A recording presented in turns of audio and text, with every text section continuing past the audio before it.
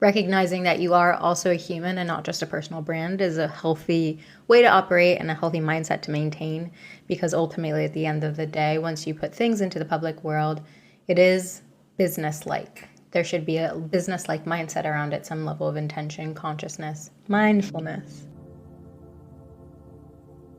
Hey you, I'm Anissa. Welcome to Create to Liberate. Today's episode, we're talking about mindful sharing online. As many of us share much of our personal lives online, and you get to a point or an inflection point where you feel like, oh, I want more privacy, I want to be more sacred, or actually I want to take more creative risks and I want to share more of my life, but how do I do this in a way that supports my personal life, my well-being, feels still sacred? This is a theme for me and it continually arises. And if it's one that you're exploring, I hope this video helps you. As always, I share wisdom from my own lived experience, as I believe we're all each other's mirrors. We provide a mirror to each other to be able to see ourselves more clearly and ideally empower each other.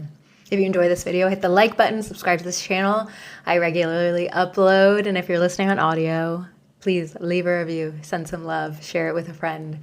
Without further ado, let's get into it. We are in a very interesting time where things that we might have shared around our lives previously either doesn't feel so good anymore because of AI and the ways that our images and likeness is being used against our will, or we just don't feel permission over our content or likability. We also might be challenged, and I'll share personally for me, because I went into sharing a lot of stuff publicly around my personal life, then getting very private and wanting to feel more sacred, and just surrounding myself with people also that didn't care to have their lives showcased. So moved in that direction of making content that was like this, where you just see a backdrop, not really showing much of my life. And then I feel the rebirth to share more in my personal life, but I want to do that more consciously and also within a container and within a constraint that feels good for me. And I think, like with everything in life, we need to figure out how we set healthy boundaries, even when it comes to social media, sharing our lives, creating content.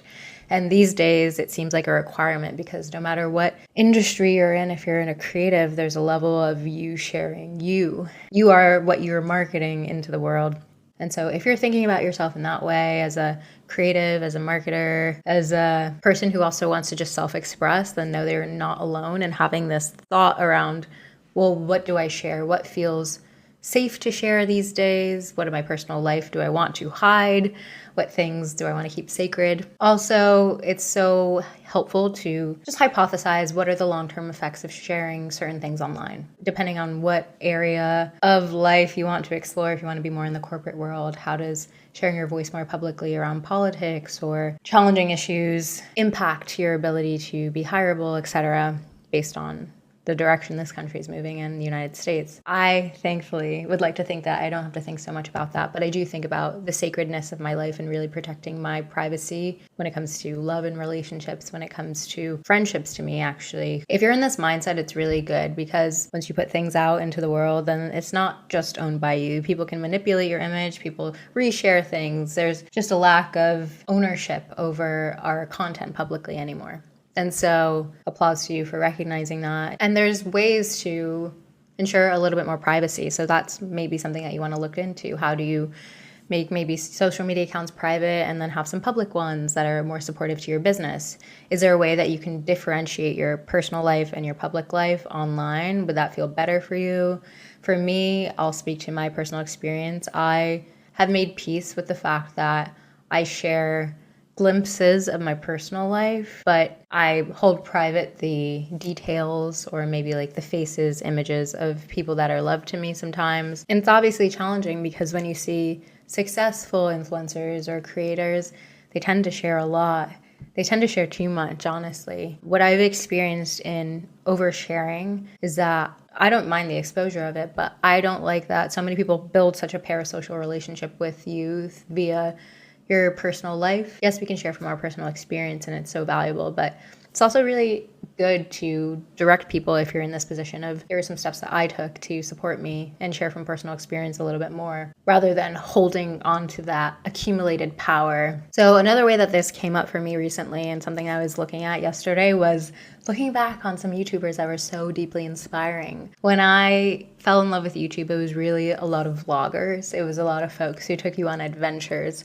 They were traveling to different parts of the world. They were showing you firsthand what that experience felt like, revelations that they were having. It just felt so amazing to live vicariously through them and have these adventures. And me in my mind thought, oh, well, it would be so cool to take my camera everywhere and capture things and do things like that. The reality of that showed itself to me to feel quite differently than the fantasy that I had in mind.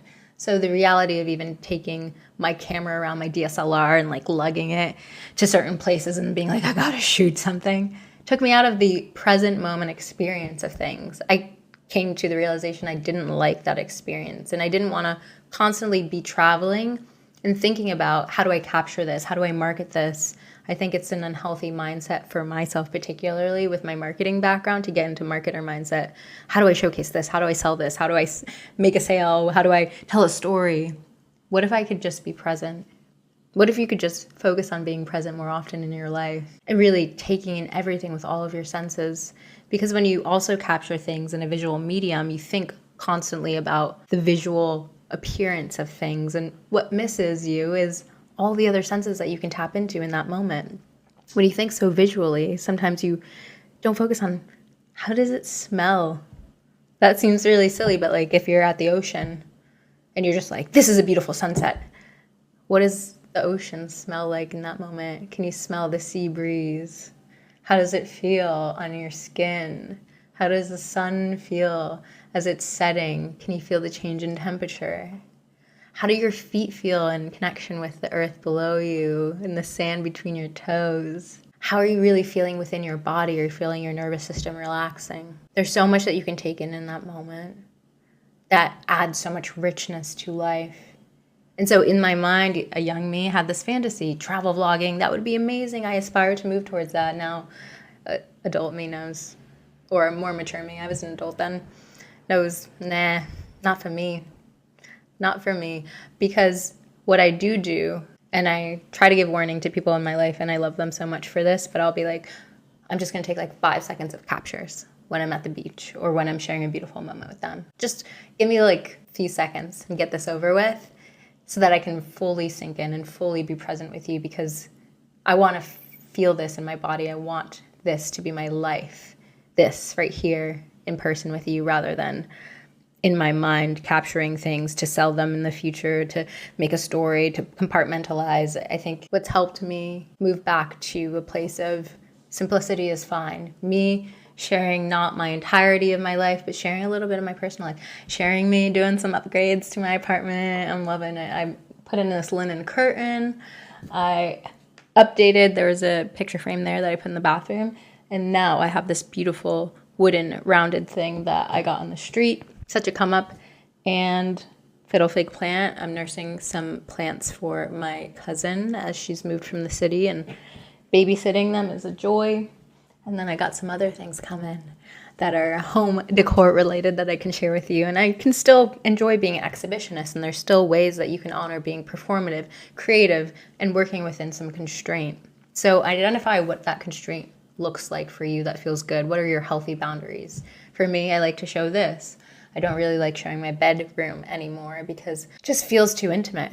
I've figured out what certain boundaries are. I don't want to show the person that I'm dating. Maybe I'll show my fiance one day, but I don't want to show the person I'm dating. I don't want to show the faces of my friends constantly. I want to show things that will just leave a little bit of enough of an imprint that I remember the wider context of the experience. Just a little something. It can be very small. It's like those folks who go to movie shows and, they just collected little mementos of the ticket stubs. My form of that is capturing a little slightly useless, slightly ugly photo or video and being like, that's enough. That works for me. And sometimes I do more professional content, especially if I'm doing a partnership with a brand, etc. So figuring out the balance for you is really helpful in that way. And beautifully, thank you, Gen Z, for making ugly content hot on TikTok and on Instagram again, rather than all these beautifully curated photos. Now it's cool to do sloppiness. Sloppiness is back, and it keeps us present as well. It's so beautiful to self-express. It's so beautiful to feel like you have creative outlets, that you can share things online, that you can inspire people. And your well-being matters first and foremost, and most obviously. So really identify what is the private areas of your life, the sacred areas of your life. What are your boundaries when it comes to places that you capture, days of the week that you capture, I have specific days of the week that I identify that I capture a little bit more. And then weekends are off for the most part, unless there's an event or I just do a little blah-de-blah with my phone. Having some boundaries as to when you capture, what you capture, who you capture. Do you allow people's faces in your content or no? Do you want to put any identifiers, such as even the city that you live in, or no? The biggest thing it comes down to is also not looking for validation from the online world. So knowing that your personal life, your IRL friends matter the most.